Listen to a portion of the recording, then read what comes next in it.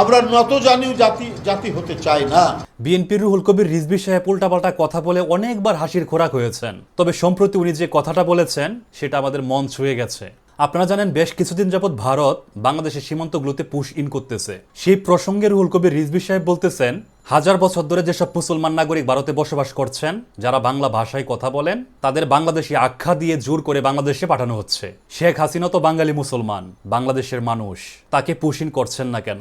আপনার বাংলা ভাষী মুসলমান, তার পরিচয় মুসলমান, কিন্তু সে বাঙালি।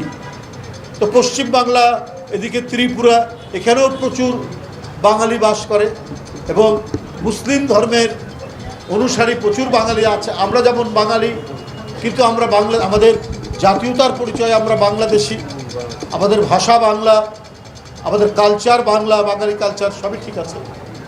কিন্তু পশ্চিম বাংলা, ইন্ডিয়াতে, সেখানে বসবাস করা বাঙালি মুসলমানও তো অনেক আছে পশ্চিম বাংলায়, তাদেরকে পুশ ইন করা হচ্ছে। শেখ হাসিনাও তো বাঙালি মুসলমান, বাংলাদেশের মানুষ, তাকে পুশ ইন করছেন না কেন? যে সমস্ত দুর্বৃত্তরা পালিয়ে গেছে ভারতে, তাকে তো পুশ ইন করছেন না। শুধু রাজনৈতিক স্বার্থে দিল্লি, ভারতের নাগরিক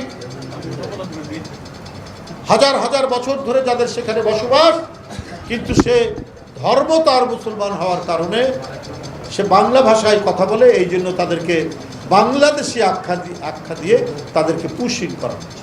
অবশ্য এই একই কথা এনসিপির নাহিদ ইসলামও বলেছিলেন। বাংলাদেশ 25টা বোয়িং বিমান কিনবে, ভালো কথা, এত বোয়িং বিমান আমরা রাখবো, কিন্তু আপনি যুদ্ধ বিমান কিনেন না কেন? আমার সার্বভৌমত্বের উপর তো অনেক সময় চ্যালেঞ্জ হয় নানা দিক থেকে। আপনি 2-3টা ইয়ে কেনেন, কি বলে যে বোয়িং কেনেন, অসুবিধা না, কিন্তু যুদ্ধ বিমান কেনেন